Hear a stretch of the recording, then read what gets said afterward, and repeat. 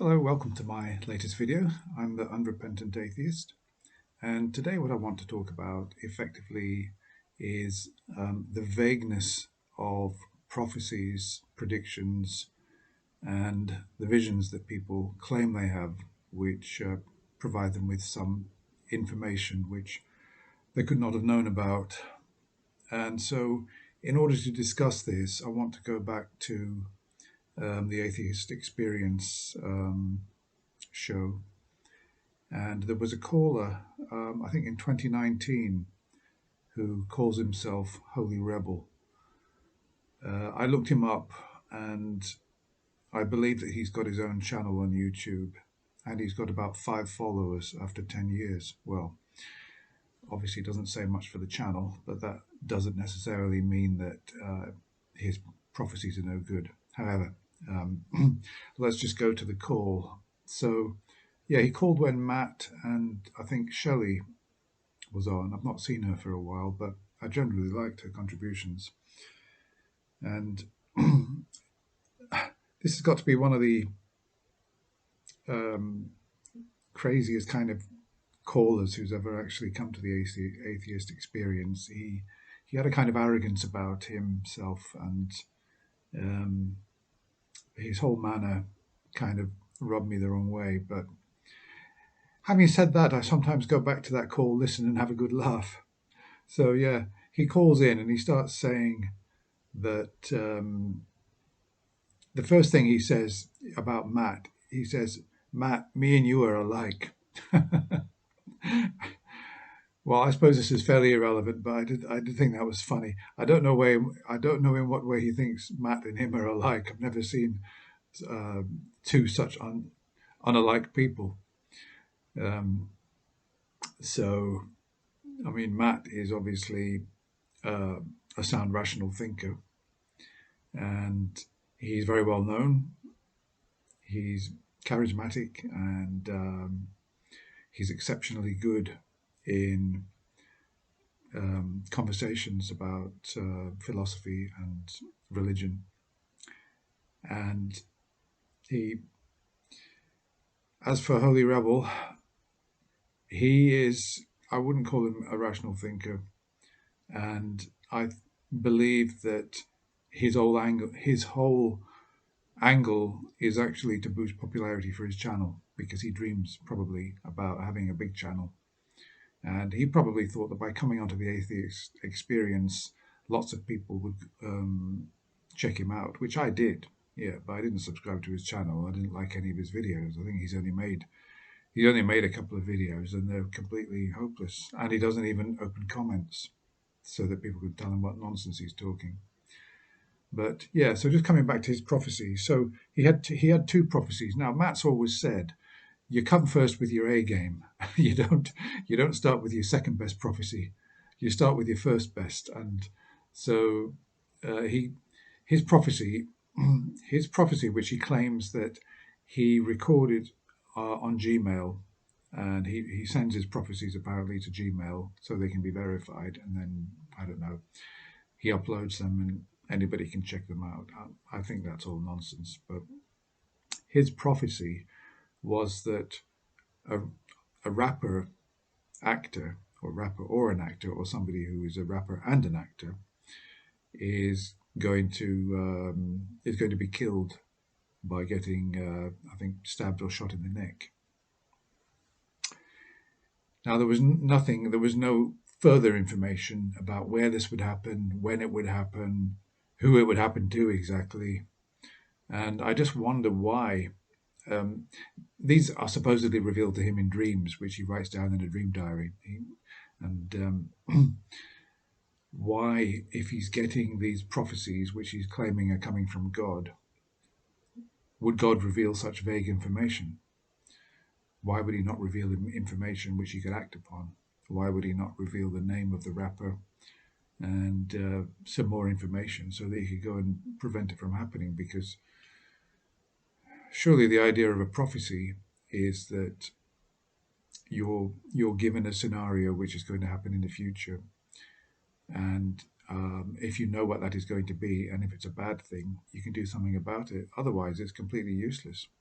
Now I know that in the Bible there are prophecies, and this is coming back to my point about the vagueness of prophecies and of what use are they, because as Matt said, that you widen the net.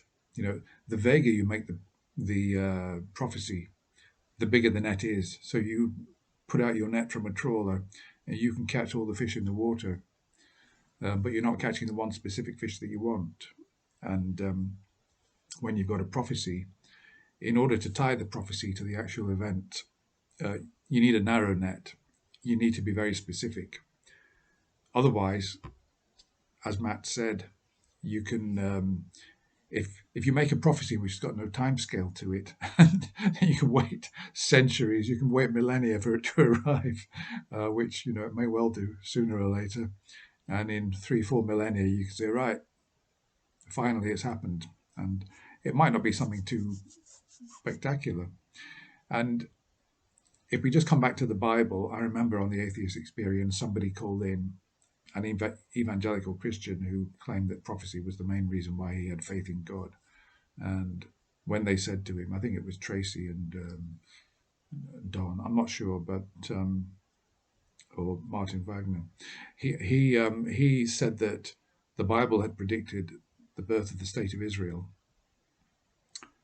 and he said, and it came to pass. Was it in 1946 or just after the Second World War? And isn't it a miracle?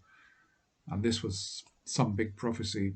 And it was rightly pointed out that, it being a prophecy in the Bible, there would be millions of Jews that would want it to come to pass.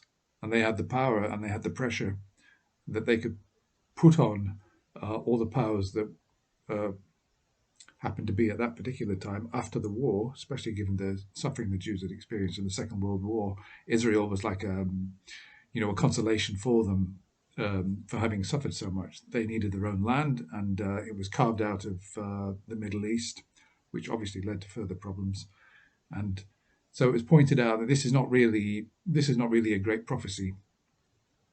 What would be a great prophecy is, if in the Bible they prophesied what the names of the people sitting around the table were, or something like that, or something a lot more specific than, or even the date would be nice, if they could have prophesied in the Bible that, in 1946 the state of Israel would be born. But there's no such thing. Of course there isn't. It's not that specific. So prophecies from the Bible seem to be pretty much useless because they're just too vague, and you can't use them as a argument for the authority of the Bible, that the Bible is effectively divinely inspired. I don't believe that prophecy has got any value whatsoever because it's just too vague. It's not specific enough. And coming back to Holy Rebel, so his prophecy, it was too vague. And I mean, rappers, it seems to me that a lot of rappers are black. And in America, there's a big gun culture, and there's a lot of deaths that happen in black culture. There's a lot of revenge killings and all sorts of stuff going on. And that, saying that a rapper is going to get shot in the neck is not, I would say, not that exceptional, because he's not put a time scale on it. And in 10 years, the chances are that there's a fair chance that a rapper may well get shot in the neck, and then you can claim that as a hit.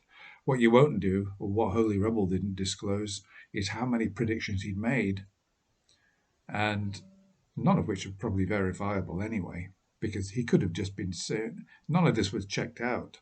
He could have just post hoc come along and he said, "Oh, this one will look good. I'll go to the Atheist Experience show with this, and they'll be impressed with it."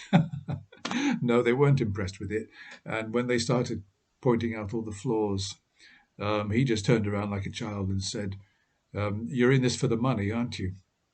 And he'd already said that he watched hundreds of episodes, so he spent all that time watching hundreds of episodes, and decided that they were genuine.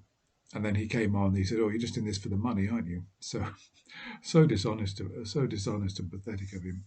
So, yeah. So there was that so-called prophecy, which didn't get any traction whatsoever. And then he said, "Okay, well, here's a better one. So, he started with his worst one, and then he goes to a so-called better one.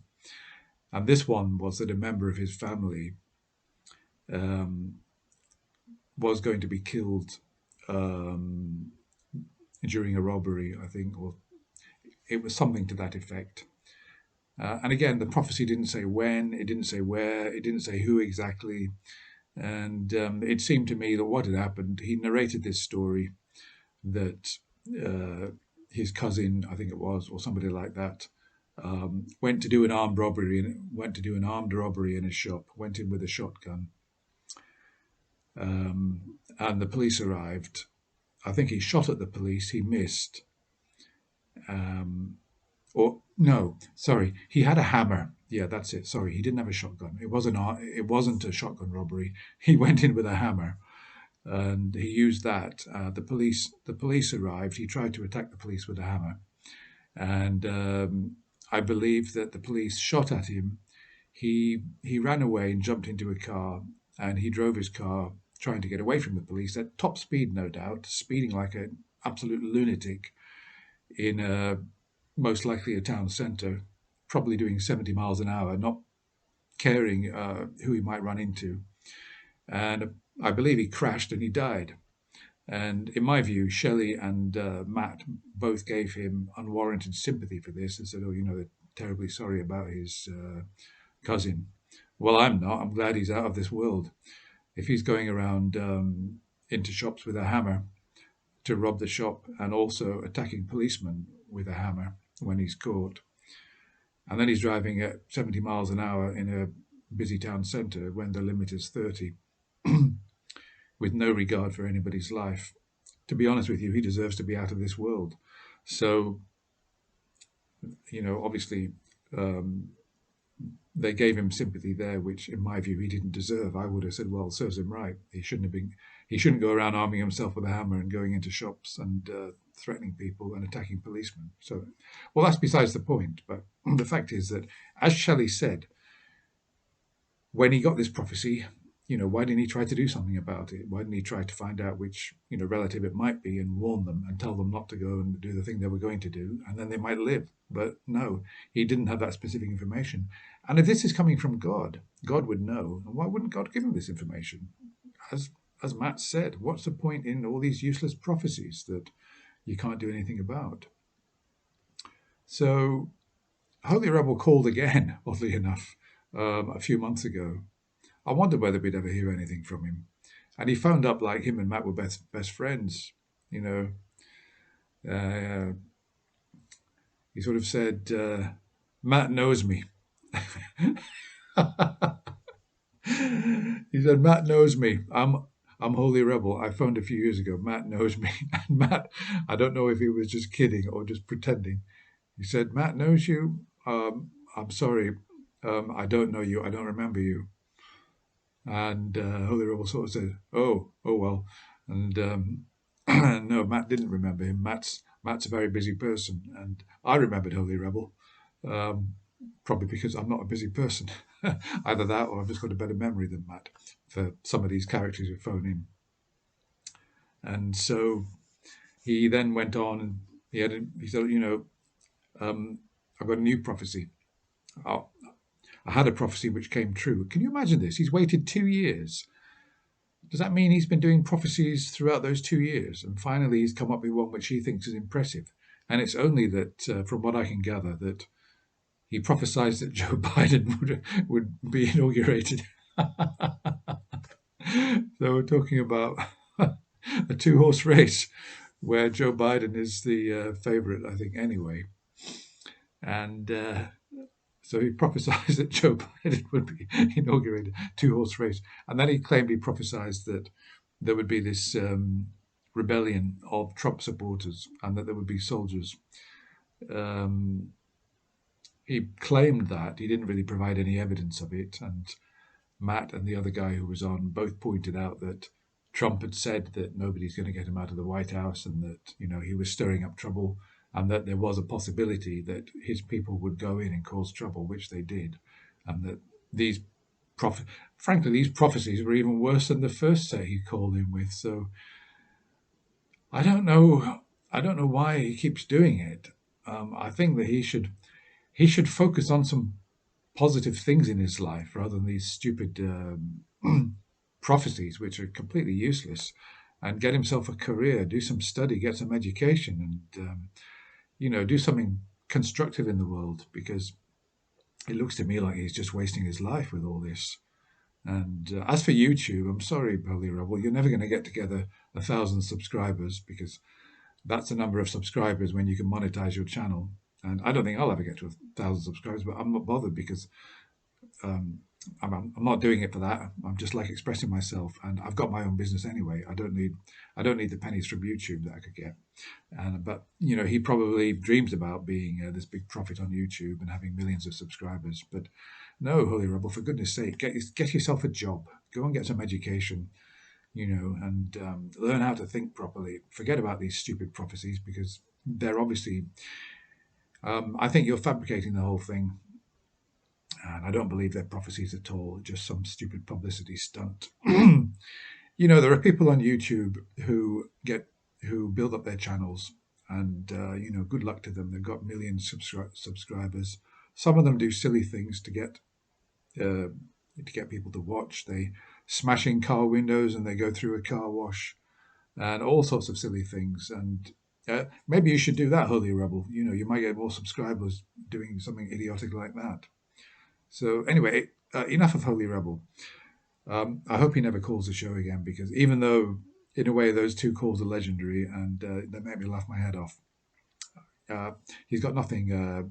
He's got nothing really valuable to say, and the only good thing about him coming on really is to illustrate how poor prophecies can be, and how vague they are, and they're in the same tradition as the Bible prophecies. They're as vague as the Bible prophecies. And he could have fabricated, actually, and said, "Oh, well, actually, I did predict the name of that." I mean, I think he fabricated it anyway. So yeah, just to sort of round up then about prophecies, and I was going to say about visions, because I know that people claim that they have visions, near-death experiences, that type of thing. And there's a guy who I've been trading comments with on YouTube, and he says that a doctor, I can't remember his name, is it Dr. Eben, I think, or something like that, that this atheist doctor um, had a vision in a dream. And in this vision, he saw a woman who was loving and kind to him. And it made such a big impression on him that he went to his parents and said, "I had this amazing dream last night. I saw this woman, and she was amazing. And I almost felt like I was related to her," or something like that. And they said to him, "Oh, well, actually, we're not your real parents. We adopted you. And by the way, you've got a sister." And the story is that, yeah, so he told them the dream, and they said, "Oh, you're adopted. You've got a sister." And this user on YouTube I'm trading comments with, this is his evidence for God. And I said to him, that the dream is far too vague. I said lots of people have dreams all the time, about that there may be hundreds or thousands of people that have a dream where they meet somebody and the person is kind to them, and etc. And it just so happens that on this occasion the person was adopted, and they had a sister. And in the dream, the woman that he saw in the dream didn't say, "Oh, I'm your sister and you're adopted. Oh, and by the way, my name is Kathy." No, there was nothing specific like that. Only that he saw this woman in a dream, and she was loving to him and kind to him. And then he told his parents. They said, "Oh, we're not your real parents." So it looks to me personally that they've interpreted the dream for him, and they've disclosed to him that this information, which in a way, to me, if I was in that position with a child that I'd brought up, and somebody came, the child came to me and said, "I've had a dream. I saw this, and saw this woman. She was kind to me. She was loving to me, etc. Had a really warm feeling about it. It was amazing." I would just say, "Wow, that that is amazing." I wouldn't then disclose that, yeah, you're adopted, so I'm not your real dad, and you've got a sister. why would you do that? It's really strange. It's really weird. Unless the parents um, are believers, and they thought, oh, this is a divine vision, this is a heavenly vision, and they've interpreted it for him. But as I said, in the dream, there's nothing specific. I put this to him. I said, look, there's nothing specific. There's nothing special about this. I said, it's not remarkable at all. And he came back and said, oh well, they showed her photograph, the sister's photograph, to him, and he said that, oh yes, that's the woman I saw in the dream. Well, that's funny that they've got the woman's photograph, that they've got his real sister, they've got photographs of his real family. I find that really weird. I almost think that he's just fabricated that. He's just made it up. But supposing it's true, as I said to him, that's not interesting at all. I said that in the real world, we're incredibly bad at remembering faces. This is why eyewitness testimony in court is not enough on its own, really, to convict somebody, that you need forensic evidence as well, because people often pick the wrong person out of an identity parade in real life, never mind from a dream. So his recollection of how this woman looked in the dream is not going to be reliable at all. And that I can imagine that with these two believing parents with shining eyes are showing him this picture, if indeed they did, he would look at it and not wanting to disappoint them, he might say, oh yes, that's her. Oh God, why on earth do people believe on such flimsy evidence? And I said, if there were 10 photos of different women and he picked out his sister out of the 10 based on what he saw in the dream, I would say, right, it's not conclusive, but well, that's interesting, that's worth exploring. But no, there was nothing like that. So there's so many of these stories, and I want to conclude because I've gone on far too long. Nobody's going to watch the video down to the last over 20 minutes. But so just to conclude then, in my view, the prophecies which we've heard from the Bible and from individuals claiming that they've got prophecies are way too vague to be useful. There's nothing specific in them, ever. There is never anything specific in a prophecy. From what I've seen, they're always vague. They're like a huge wide net. You can catch anything in them, and there's no time limit. They're not specific. The people are not named, and they're completely useless and unimpressive. And the same goes for the visions that people tell me about. There are no names. It's like with this chap, Dr. Eben. If he'd said, oh yeah, she said she was my sister, her name's Kathy, and she also disclosed to me that I'm adopted, so I know that. But no, there's none of that. He didn't get any specific information, just a vague vision or dream, and he embellished it and made it up to be much more than it really was. Became a born-again Christian, etc., etc. Probably wrote a book and made money. I don't know, but that's often what it amounts to. Okay, guys, I'm sorry. I've gone on far too long. And well, thanks for watching, and I hope you'll subscribe to my channel. Yes, please do subscribe, because the more subscribers that I get, the more I'll feel like making content. So if you've enjoyed what I'm doing, please subscribe and give me a thumbs up as well. Thank you very much, and look forward to seeing you very soon.